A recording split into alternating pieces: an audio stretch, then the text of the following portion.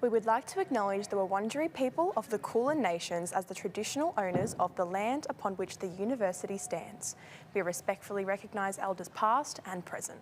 Welcome to Newsline, brought to you live from the Media Precinct at RMIT Melbourne.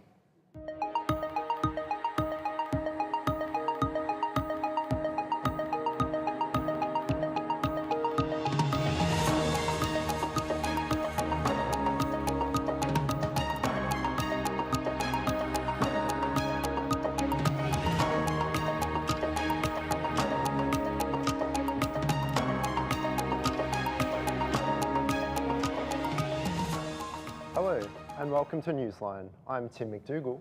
And I'm Freshta Nazari. Today on the program, we'll hear about the federal government's investment into women's healthcare and how Victorians are reacting to the state's big transport bill. We'll also hear a story about an Indonesian cultural exchange program and a story about a local Freeze M&D foundation. Later in the program, we'll have updates across sport and weather. But first, to today's news. In a search for mother of three, Samantha Murphy, a phone was discovered yesterday while searching a dam located south of Ballarat. The police told ABC News that the area has been sectioned off and those items will now be forensically tested.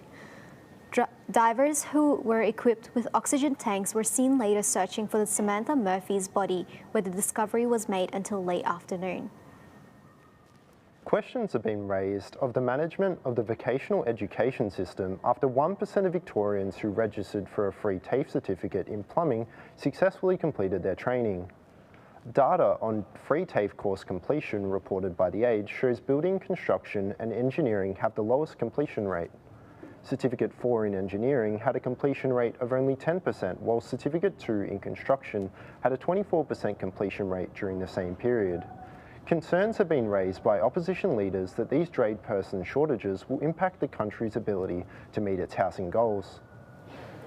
Coles and Woolworth have been given an additional 10 months to find a solution to thousands of tonnes of plastic waste left behind by the abandoned Red Cycle program in 2022. The Environmental Protection Agency in New South Wales granted the extension at the request of both supermarket chains, who say they need more time to deal with the excessive amount of material. Since the collapse of Red Cycle, Australians continue to have options to return soft plastics to the store they bought them in. With no alternatives announced, it is predicted that 2025 federal recycling targets will be missed. A man has gone missing in eastern Victoria after falling into the Yarra River. The man, who was walking along the river in Warburton with a friend, fell off a log at 3 p.m. Wednesday afternoon and remains missing. Victoria Police and the Victorian State Emergency Service continue to search for the man. The personal data of 560 million Ticketmaster users has been breached in a cyber attack last night. The stolen data reportedly involves customer names, emails, phone numbers, addresses, and the last 4 digits of credit card numbers. It is unknown how many Australians have been impacted by the security breach. The responsible hacking group is demanding $750,000. The Department of Home Affairs say they are working with Ticketmaster to gather further details. Now, to today's first story. The Australian government has shown their support for women's healthcare, but gynecologists and women diagnosed with endometriosis say there's still more work to be done. Alicia Andreas reports. In light of federal budget announcements, the government has pledged to invest $49.1 million into women's healthcare. This investment is aimed to support women with endometriosis, a chronic and incurable disease that affects 1 in 9 Australian women. It is expected that by the 1st of July 2025, 2 new items will be added to the Medicare benefit schedule that includes extended consultation times and increased rebates in specialist gynecological care. But Melbourne gynecologist Dr. Rebecca Mackenzie-Proctor says it's still not enough. So it's great. There's a start. Okay, it's a start. But it's not everything, and it's not going to be really enough. If you look at the way the budget is put across for all the other areas as well, it's still only tiny. It's a drop in the ocean, but I'm glad that it's there. Having endometriosis can be costly. According to the Department of Health and Aged Care, 87% of Victorians had out-of-pocket treatment costs. Melbourne wife and mother Paddy Pardillo has been tormented by endometriosis for the past 31 years. I was diagnosed with endometriosis at the age of 16, but I had suffered the symptoms way before then, probably at the age of like 11. She says it hasn't been an easy journey, and it certainly wasn't cheap. It was a huge financial strain for my parents. Then me being married with a husband, young family, I think it was even harder. Having longer appointments may not be as useful as the government thinks. Pardillo would like to see more funding going towards educating existing specialists about endometriosis. Extended consultation times is great if you are seeing a doctor that is knowledgeable in endometriosis. Otherwise, it really is a waste of funding. The fund is a huge step towards greater support for women's health, but it leaves Australians eager for the next step. Alicia Andress, RMIT Newsline. Now to Melbourne's east, where the Victorian government's plans to expand its public transport system are currently underway. But will another train service prove effective for Victorians? Reporter Julian Sardana with the story. One of 8 major projects as part of Victoria's Big Build has seen progress in the last few months. However, the big question is whether the Suburban rail loop is even needed. Head of the Australian Population Research Institute, Bob Birrell, said there are better ways Victorians can make their way around suburban areas. It's much more likely that they'll drive to their work destinations, or if buses were made available, it could be done far more efficiently and cheaply than building a massive underground fixed rail loop. The Suburban Rail Loop East by itself is expected to cost between $30 to $34.5 billion, even though the Victorian government has a net debt growing to $188 billion by 2028. The more important question is whether it is the most cost-efficient way to do it, and especially given the state's limited capacity to finance additional capital expenditure. And I think the answer is it's not a good option. Indeed, it's a poor option. Currently behind me is the construction site of the Suburban Rail Loop East, where there'll be an underground station from here in Box Hill all the way to Cheltenham. It is also located outside of Box Hill Central, where they already provide services for trains, trams and buses. Mayor of the Whitehorse City Council, Councillor Denise Massoud, said the project has taken up a lot of open space and would affect new infrastructure such as schools and allied health services. And we're saying to the state government, you cannot take open space away from the community and then increase the population and not give something back for open space. The Suburban Rail Loop East is still in its early stages of construction and is expected to be up and running by 2035. Julian Sedana, RMIT Newsline. We're heading to a short break now. We'll be back with international news where reporter Noor Hegazi will talk about events in Gaza.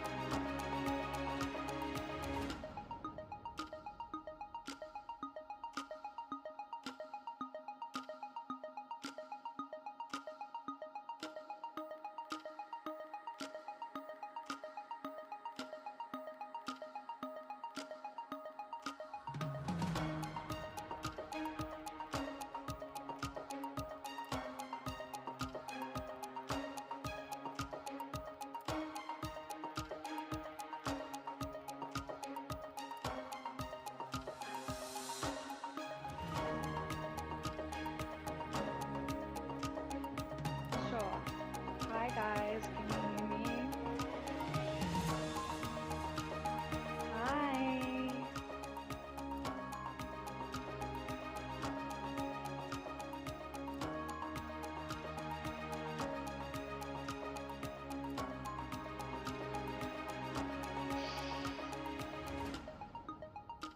Hello, can you hear me?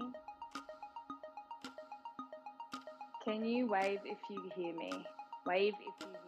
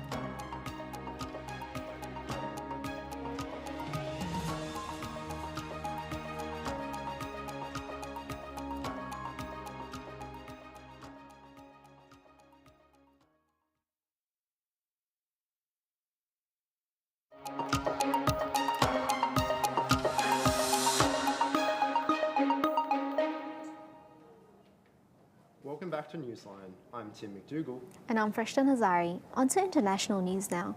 We're now joined by reporter Noor Hegazi. In Gaza, an ongoing Israeli attack has killed 31 more Palestinians in a displacement camp west of Rafah safe areas, using electronic-controlled quadcopters fitted with machine guns and missiles targeting civilians. Amid Israel's attack on Gaza's Rafah, an AI-generated image has been circulating on Instagram stories with the text "All eyes on Rafah," dominating social media discourse on the war. As of this morning, the image has been reposted over 40 million stories. The image has caught more attention than many photos of Rafah's attacks. North Korea fires multiple 10 short-range ballistic missiles off its east coast, South Korea's military said on Thursday. Days after its attempt to put another spy satellite launch into the orbit resulted in a ball of fire. South Korean officials said the short-range weapons have been fired from the Sunan area near its capital, Pyongyang, at 6:14 a.m. on Thursday and flew about 350 kilometers before plunging into the sea. In Tokyo, Prime Minister Fumio Kishida said that the ballistic missiles has landed outside Japan's exclusive economic zone. The Prime Minister has also said that Japan strongly protested the launch as a violation of United Nations Security Council resolutions. North Korea leader Kim Jong unpledged to continue building spy satellites. Millions of South Africans await the election results after 30 years of ANC's tight hold in government, which, if fails to win in a 50% majority, it may have to form a coalition with other parties, which is a possibility for the first time since the end of apartheid. The vote counting began on Wednesday night when polls closed. Partial results are expected by Thursday, and the IEC should announce final results on Sunday morning. Indonesia's broadcast law proposal is almost complete after being looked at under National Legislation Review Program in 2010. The draft contains 14 chapters and 96 new articles. The article in the bill causing the most concern is a guideline that contains prohibitions regarding the exclusive broadcast of investigative journalism. Critics, journalists, and the Press Council says such changes to Indonesia's broadcasting law will restrict investigative journalism and free speech. Many fears that such alterations to the bill would result a press that is not independent, contrary to Indonesian press law. And this is the international news for the day. Tim and Freshta. Thank you, Noor. Let's talk about U.S. and UN boycott. The U.S. has said that it will boycott the UN tribute to Iranian leader and will not attend in any capacity. Could that perhaps change? A U.S. official and deputy U.S. ambassador to the UN has stated that they will not, under any circumstances, take that, and they will not attend for sure, for final. They believe this man, the president, has a lot of blood on his hands, and he should not be mourned, but rather that they should stand with the people of Iran against such an oppressive government. And does this mean that Joe Biden's administration's condolences are being backtracked, especially after criticism given what the Republicans have said in Congress? The U.S. condolences has only been expressed officially by Joe Biden's administration for protocol reasons. I think that there's no backtracking of that so far, and in terms of criticism, it's not far-sighted considering the relationship between the two countries. How is the United Nations and Iran's mission to the United States response? Well, Iran's mission to the United Nations in New York has declined to comment, and the UN has not come out with a statement. It is worthy to note that the UN General Assembly traditionally meets to pay tribute to any world leader who has been head of state during the time of their death. And this is a very unusual boycott that has not occurred since the Soviet Union in 1950 when they boycotted the UN Assembly. Thanks for that, Noor. We'll be heading to a short break now. We'll hear about a local Freeze M&D campaign, and we'll also hear about the rental pain index. Stay with us.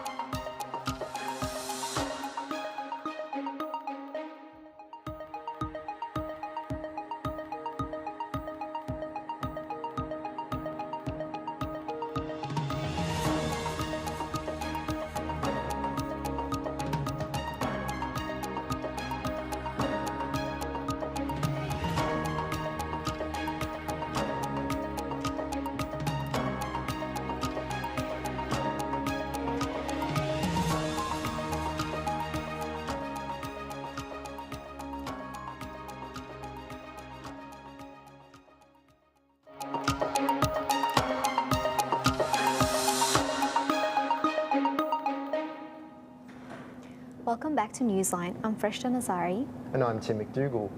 We're joined by reporter Isabella Chambers to discuss the Gaza encampments at RMIT University. Isabella, could you tell us a little bit about how they've been going? Of course. So today the RMIT students of Palestine have had their student and staff closing rally. Now, after a month of protesting, advocating and demanding that RUSU hold a referendum, RMIT have still not come to the table to meet those set demands. Now, these demands include calling for the university to disclose all of its ties with Israel, divest from Israel, and also sign onto an international boycott, which includes the sanctions and the divestment statement. Now, after the 4-week encampment, the group have not seen any changes yet, but the university break will be starting soon. Therefore, the camp is set to pack up tomorrow. It's quite unclear at the moment whether or not the group will come back after the break and continue their protest, but I just think they still need to try and get the committee and RMIT to meet those demands. Yeah, and you attended the rally today. Yes. How did you find the ambience?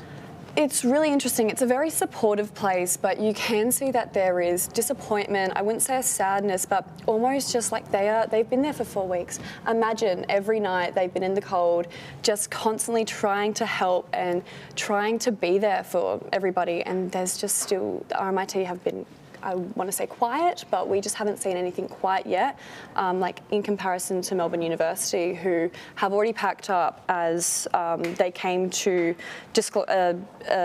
agreement to disclose its research grant arrangements. Yeah. So do you think RMIT will meet the demands of the protesters? It's incredibly unclear at the moment.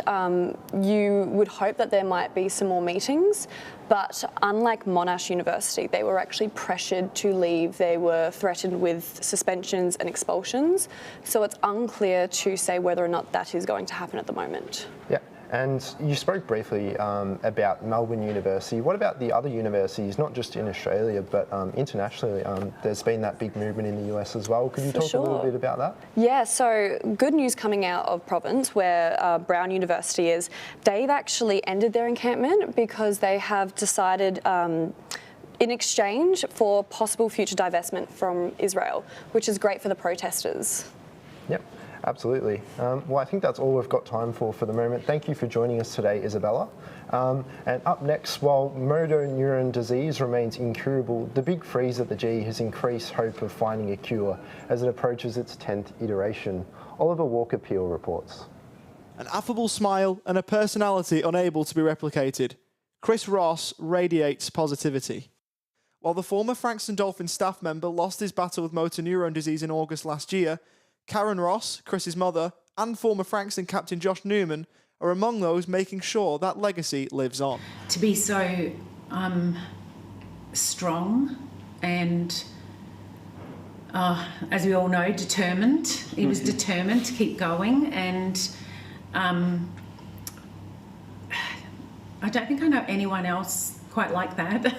I think the first thing that comes to mind for me was, selfless. The charity Fight MND, co-founded by Neil Danaher, Pat Cunningham and the late Dr. Ian Davis months after Neil's diagnosis in 2013, has helped MND patients and their families ever since.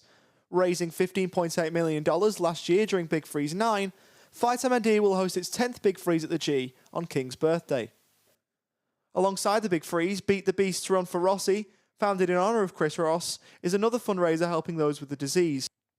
Newman and Chris's great mate Josh Webster helped create the fundraiser during a coronavirus lockdown, and the idea immediately took on at Frankston.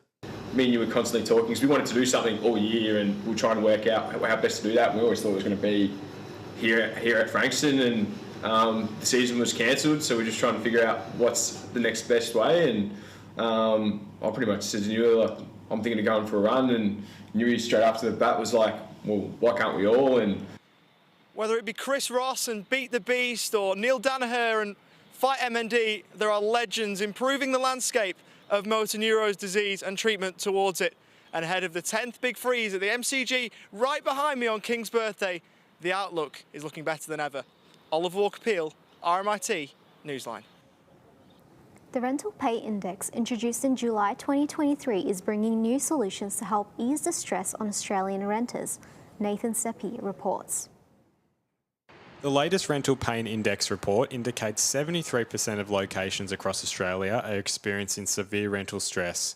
Founder of the Rental Pain Index, Kent Lardner, believes the older generation can help provide a solution called rentirement. Imagine a scenario where the government could build a very robust program to incentivise those people to spend a couple of years overseas while we get this sorted out. The model, aimed at reducing cost of living for retirees, ensures a long-term lease somewhere else whilst having the possibility to retain part of their property. Put that property into a rental pool and you move, and you can enjoy a cost of living benefit that might be 30, 40, 50% of your current cost of living in Australia. So that could unleash several 100,000 homes very quickly. In the inner suburbs of Melbourne, scaling up housing is a continual issue with varying council rules, but a change in construction planning can make a big difference. You only need to redevelop, say, 1 in 20 houses into an apartment block to double the density of Melbourne at 6 stories. Only 1 in 20. It's not that many, but you can double the number of people living in an area. We just have to make it allowed. The options are opening up, with an extension of rent assistance announced in the latest federal budget. And while those in Melbourne's inner north are being provided with new public transport infrastructure, those needing rental properties to use it are being left behind.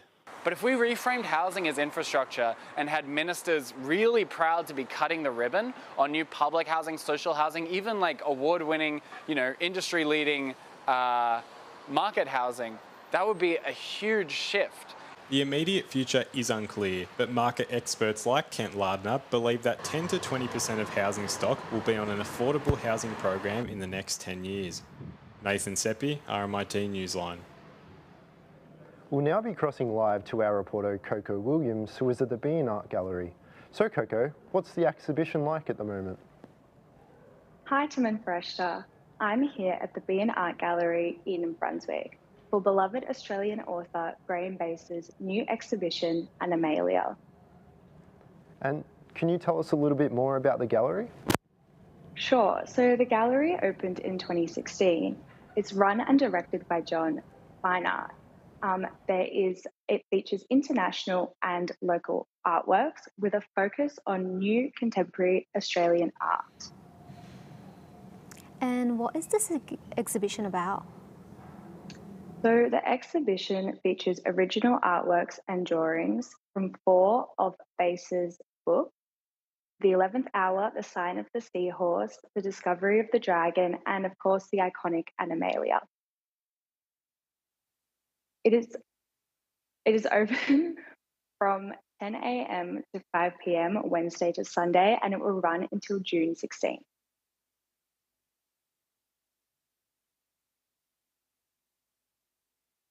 I think you've cut out there. Why should people see this exhibition? Well, I think many people grew up reading Bass's books and know of his artworks alongside them. So this is an opportunity to dive deeper into Bass's work and also go back to the Animalia nostalgia. And we heard there is a book signing from the author himself. Yes, so the author himself, Graham Bass, will be signing copies of his book here at the Bean Art Gallery on June the 1st from 11 a.m. to 1 p.m. Thanks, Coco. We're heading to a break now. We'll be back with the Roundup at 5 p.m.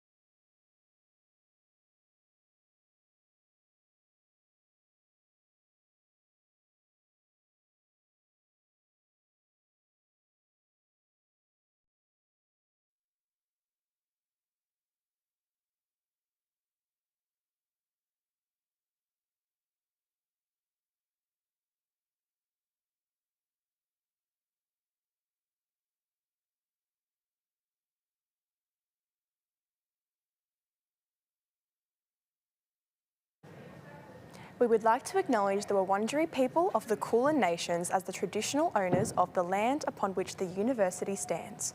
We respectfully recognise elders past and present. Welcome to Newsline, brought to you live from the Media Precinct at RMIT Melbourne.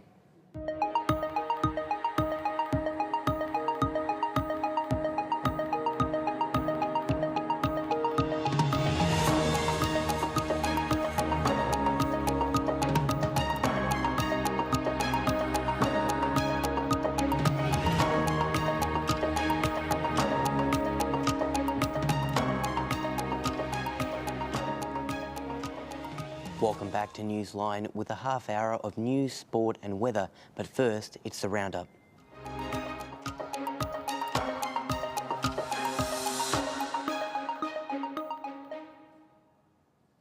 Good afternoon and welcome to the Roundup. I'm Isaac Haber. And I'm Abdurrahman Abdul Qadir. In the Roundup, we'll be looking at some of the big stories across arts, tech and in the papers. We'll hear from our reporters about the latest stories in tech, arts and political satire.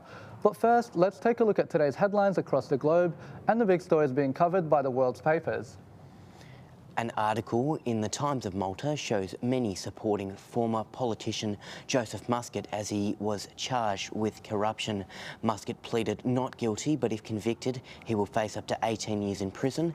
It was the first time in Maltese history that a former politician has been charged with corruption.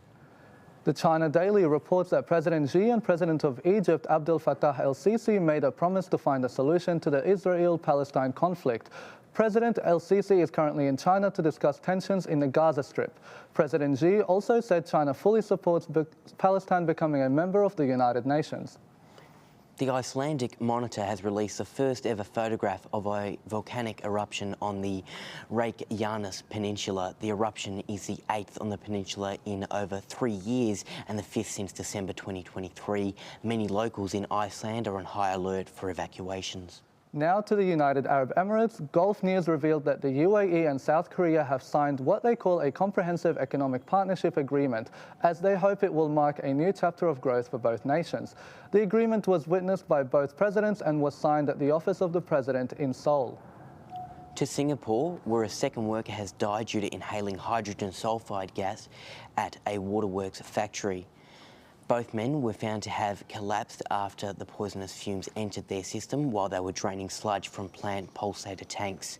The Straits Times is also covering the new health and safety measures put in place for Singapore Airlines. In India, the Hindu newspaper reported at least 31 people were killed and millions are without power after Cyclone Ramal hit parts of India's coastlines. Landslides and heavy rain after the cyclone resulted in more deaths, particularly in Mizoram with 27. Rescuers are searching for missing people.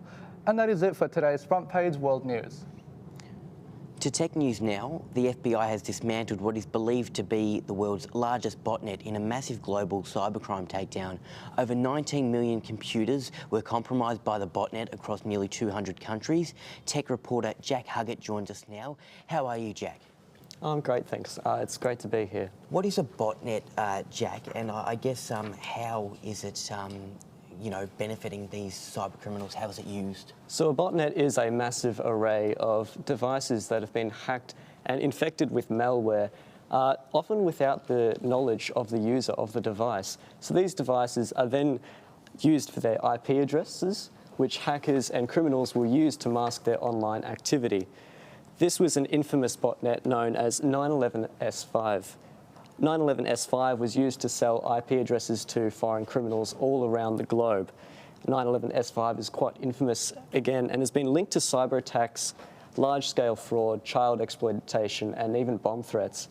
In fact, 911S5 was estimated to have routed through $5.9 billion from the US federal pandemic relief program. With how large and complex cybercrime is, it can be incredibly difficult to charge those responsible. Chinese national Yunhee Wang was allegedly the centerpiece of the 911S5 botnet and earned nearly $100 million through it. How important was his arrest? His arrest was absolutely crucial. In fact, here is what Attorney General Merrick Garland from the US Department of Justice had to say. As part of this operation, Yunhee Wang, a Chinese national, was arrested on charges for creating and operating the botnet and for deploying malware. We allege that Wong created and disseminated malware to compromise more than 19 million unique IP addresses. So Operation Tunnel Rat, the FBI's code name for the investigation into 911 S5, found that Wang has spread malware through VPNs and pirated materials to infect these devices all around the globe. He has also obviously administered the 911 S5 site. He has held servers, about 150 of them all around the world for cybercriminals to access. Tunnel Rat has shut down these domains and servers, but more importantly has shut down other domains which were used for newer program of the same type as 911 S5 known as cloudrouter.io. So ultimately it's so important that he was arrested as it stops ordinary people's computers from being infected from malware and it destroys a way for cybercriminals to hide themselves online.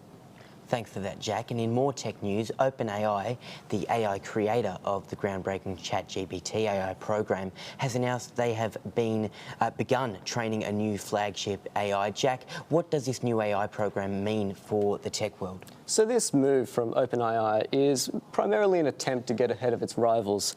The company is attempting to reach the next level of AI as it has positioned itself as the forerunner in this domain.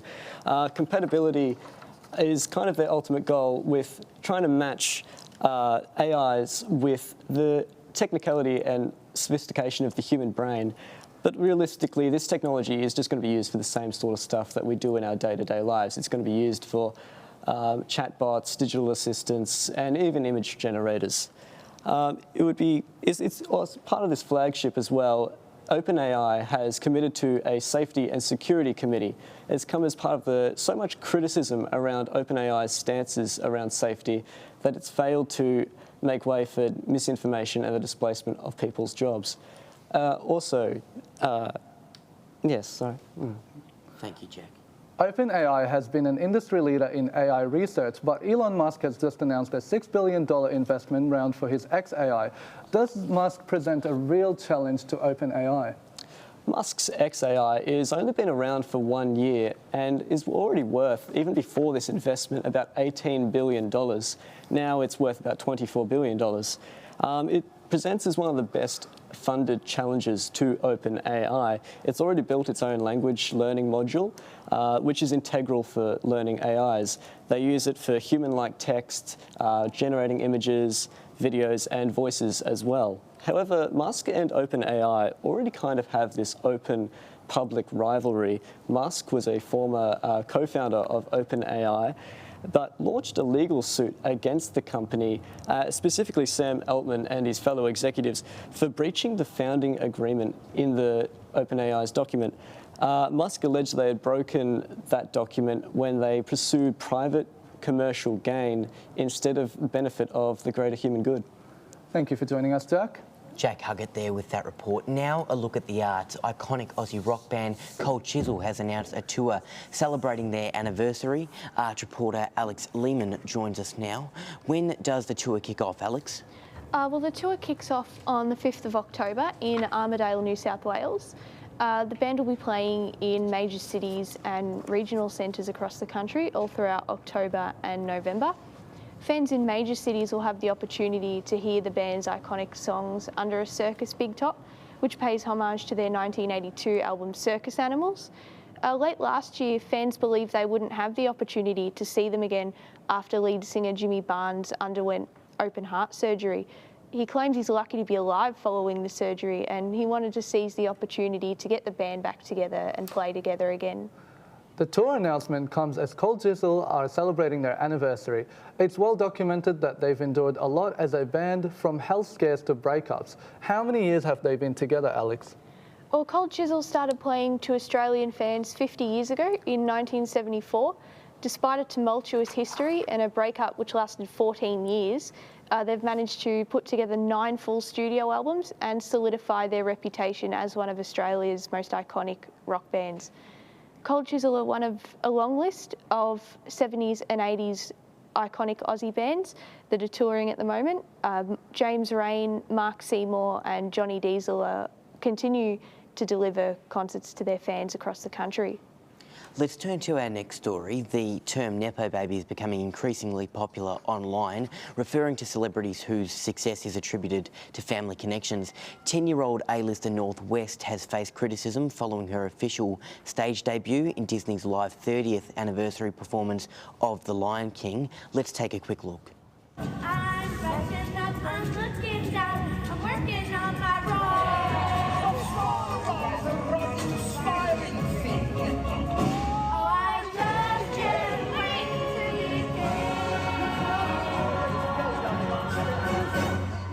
The daughter of Kim Kardashian and Kanye West made her debut performing the Disney hit I Just Can't Wait to Be King at the Hollywood Bowl. So tell us, Alex, how did this raise the conversation about Nepo babies?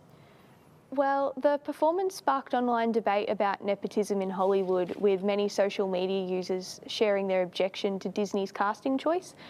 Social media users who have criticised North West have done so because they believe that there are other talented kids out there who are missing out on opportunities because of Disney's alleged nepotism.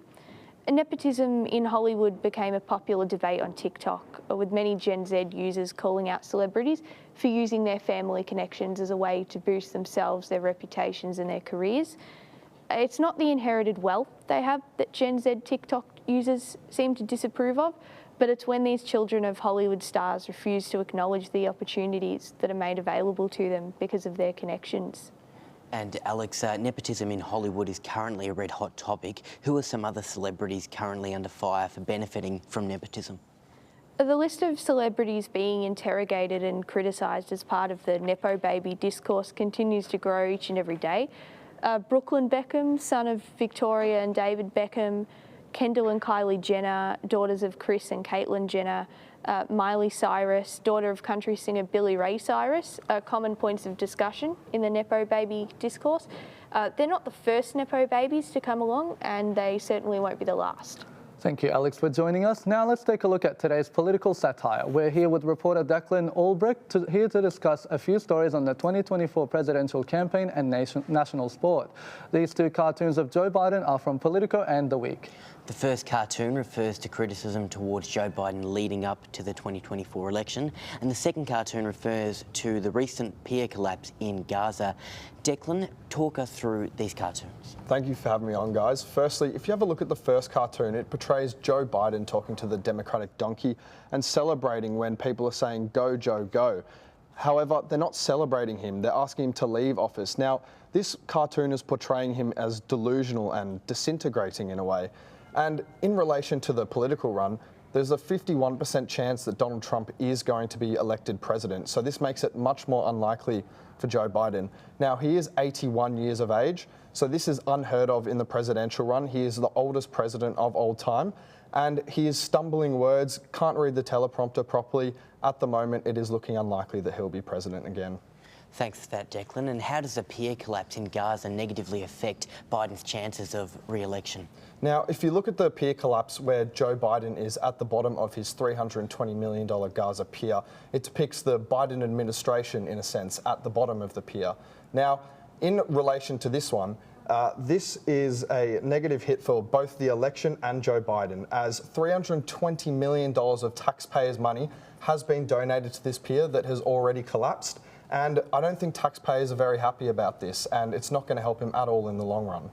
Thanks for that, Declan. And the final cartoon takes us away from international news, much more closer to home soil. It's about new rule changes for the AFL umpires, who are now able to use earpieces during games, which has caused a bit of controversy in the footy world. Tell me, Declan, what's the story here? Now, if you have a look at this cartoon, it portrays a nervous umpire with an earpiece in, and the other umpire is talking to him saying, "Would you like some constructive criticism?"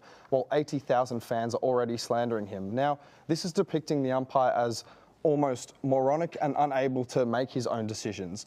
This is a positive impact for the game. Overall, stoppages and contested play are taken down, and the new rule, what it does is all decisions have to be made within reasonable time. If this is done, holding the ball decisions will be made quicker.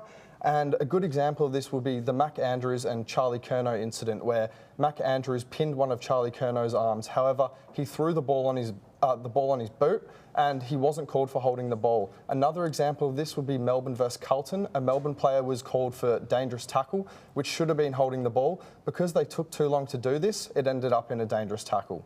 Thanks for that, Declan. Really appreciate your time. And that's all for the Roundup. Thanks again to all our reporters, Jack Huggett, Alex Lehman and Declan Albrecht. We're heading to a short break now. Coming up in Newsline, we'll look at the latest in sport and weather and hear how language exchange groups are helping people connect. I'm Abdurrahman Abdul Qadir. I'm Isaac Haber. See you after the break.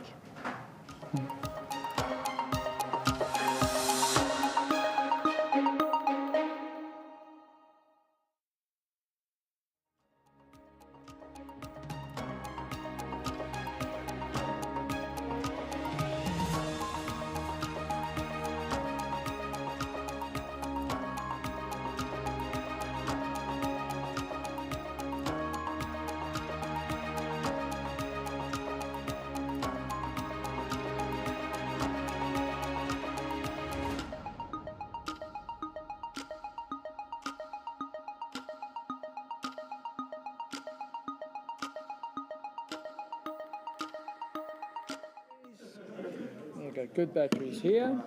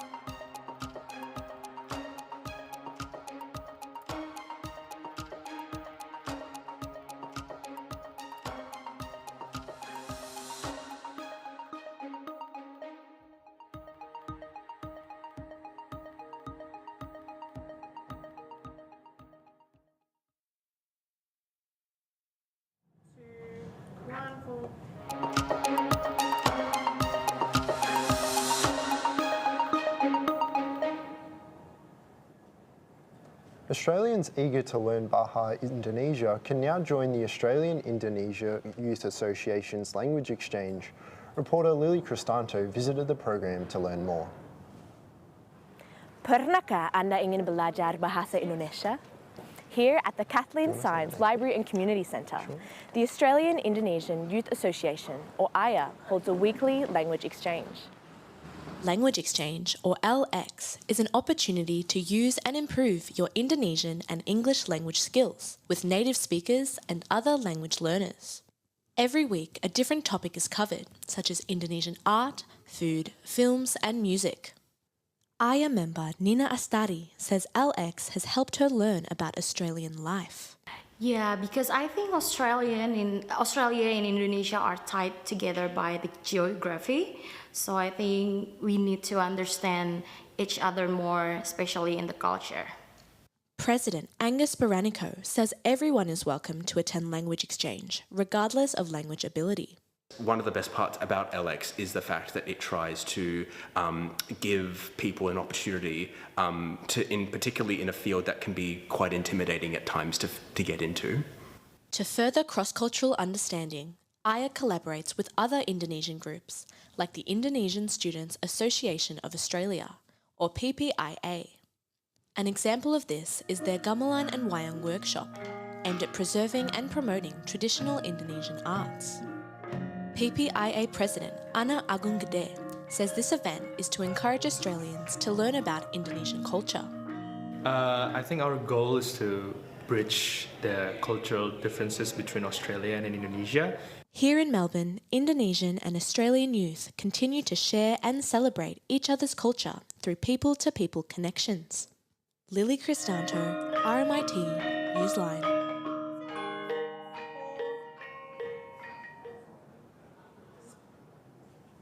We'll be back after the break with a look at sport and weather.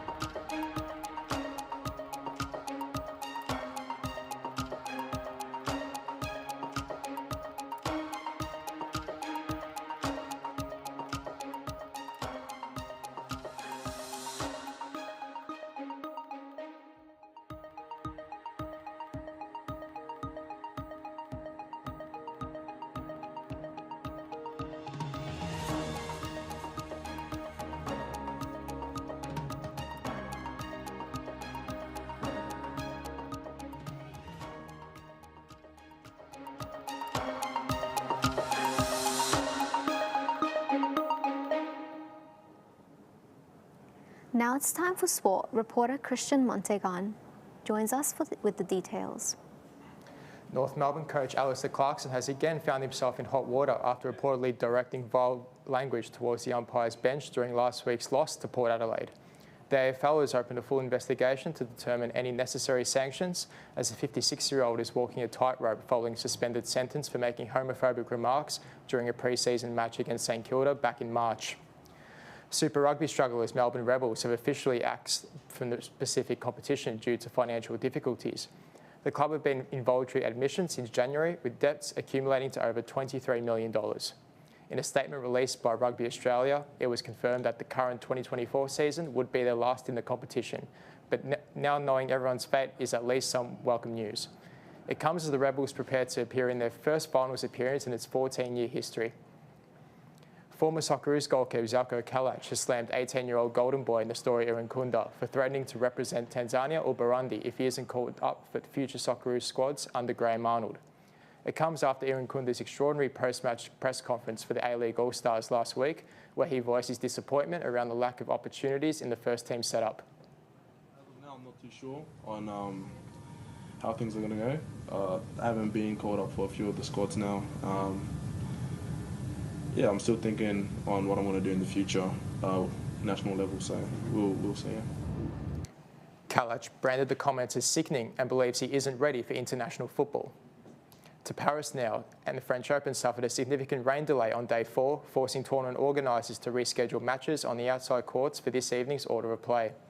Three-time Roland Garros champion and world number 1 Iga Swiatek survived a major scare as she escaped from 2-5 down and a match point faced against 4-time Grand Slam winner Naomi Osaka to move into the third round and become the only woman this decade to reach at least the third round of every single Grand Slam.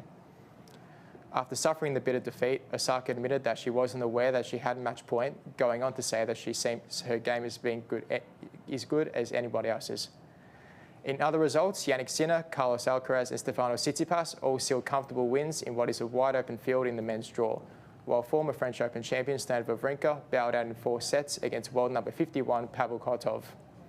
And to basketball, where the Minnesota Timberwolves have kept their slim hopes alive of making history as they took Game 4 in a nail-biting 5-point victory away to the Dallas Mavericks in the NBA Western Conference Finals.